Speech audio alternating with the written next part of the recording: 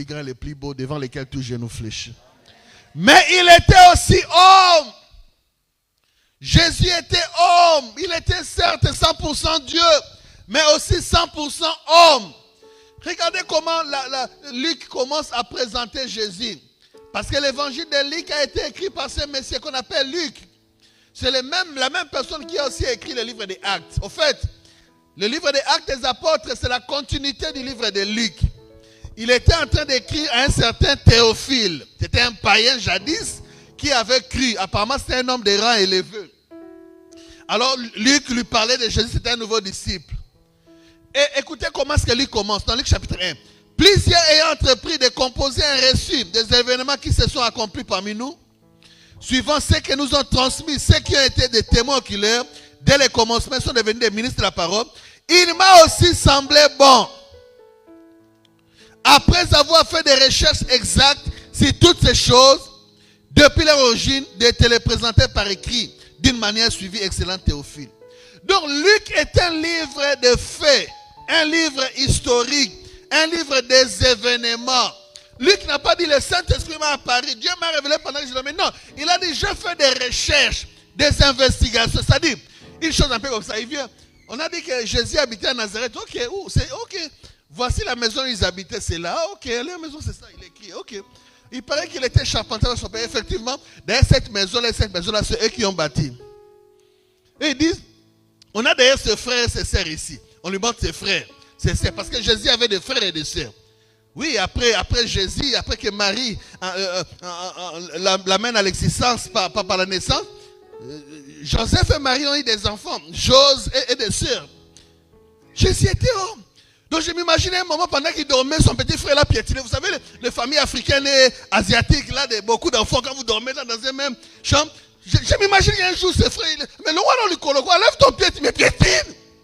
Et à un moment, il vient pour manger comme ça, il trouve sa nourriture n'est pas là, sa petite sœur à manger.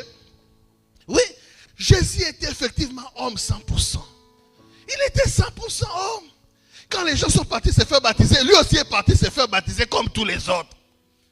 La Bible dit, à un moment il avait faim. Un jour il revenait de quelque part avec les disciples, il a eu faim. On lui dit, mon maître, toi tu as fait, reste ici sur le puits de Jacob. Nous allons chercher la semoule et le poisson pour que tu manges. Parce que ses pieds commençaient à trembler. Il avait faim. Un jour sur la barque, il traversait, il dort. Mais la Bible a dit que Dieu ne dort pas. Comment c'est Dieu dort? Il a pris la posture d'homme. Il pouvait dormir parce qu'il est fatigué. Un autre jour, les Juifs, il avait un conflit avec les Juifs parce qu'il disait qu'il était fils de Dieu. Or, pour les Juifs, la tragédie, le blasphème, c'est quand quelqu'un dit qu'il est fils de Dieu. Pour eux, Dieu ne peut pas avoir des enfants. On va y arriver. Quand il a dit qu'il est fils de Dieu, c'est là sous-entend qu'il est Dieu. Parce qu'être fils de Dieu, ça veut dire que tu es de cette nature-là. Les Juifs ont pris des pierres pour les lui lancer. Vous savez qu'est-ce que Jésus a fait? Il s'est caché, il a fui. Il savait que si un Juif calcule la pierre comme ça ici, même s'il est Jésus, il sera gonflé. Il a fui. Mais oui, les Juifs ne blaguent pas avec les pierres, les jets de pierres. Souvenez-vous de David. Quand il a calculé si Goliath, ça l'a pris là, il est mort. Jésus n'a pas dit, je suis Jésus, jetez les pierres, ça va bondir parce que... Non, il a fui. Quand son heure de mourir n'était pas encore arrivé, Jésus savait qu'il était homme.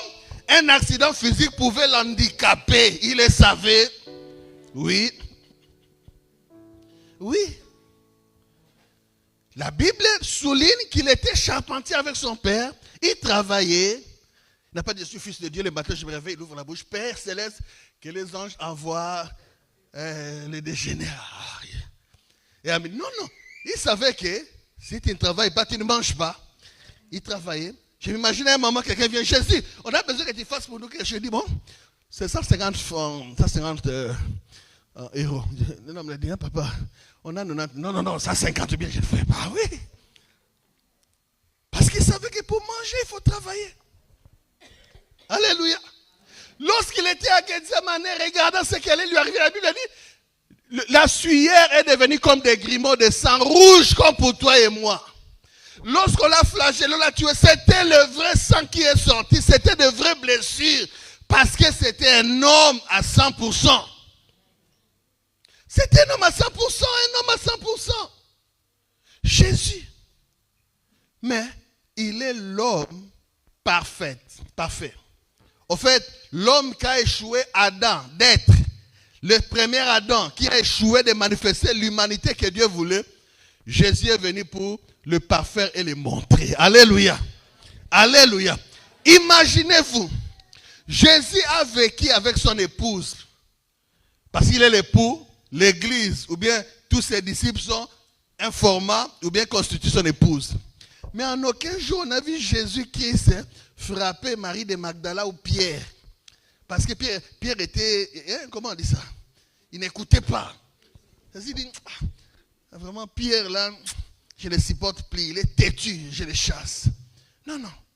Ou bien on dit, Marie de Magdala là, ces démons-là continuent à déranger ou bien quelque chose comme ça. Non, non. Avec tout les réalités qu'on peut avoir en gérant les gens, parce que vous savez, gérer les gens, ce n'est pas facile. Jésus avait les nerfs solides. Il a géré et il a gagné. Donc, il a su être, entre guillemets, en mariage, je dis entre guillemets, sans pour autant craquer avec beaucoup de personnes. Mais nous, là, une femme, un homme seulement, déjà, on a craqué. C'est fini, c'est fini. Un petit peu à gauche et vers à droite. Ça montre comment Jésus était un homme parfait. Mes frères, mes sœurs, Jésus-Christ était irréprochable. La Bible a dit qu'il était tenté en toutes choses, comme nous, sans faillir. Mais nous là, la première tentation qui arrive, je tombe et je dis, Seigneur, ce n'est pas moi, toi-même tu comprends. Non, non, non. La Bible a dit, Dieu est fidèle, il ne permettra pas que nous soyons tentés au-delà de notre force. Quand un enfant de Dieu tombe dans la tentation, dans le péché, lui-même a cédé, parce que Dieu est fidèle, la Bible le dit, il ne permettra pas que tu sois tenté au-delà de ta force. La Bible dit que quand la tentation viendra, il te donnera la force pour t'en sortir et même le chemin pour fuir.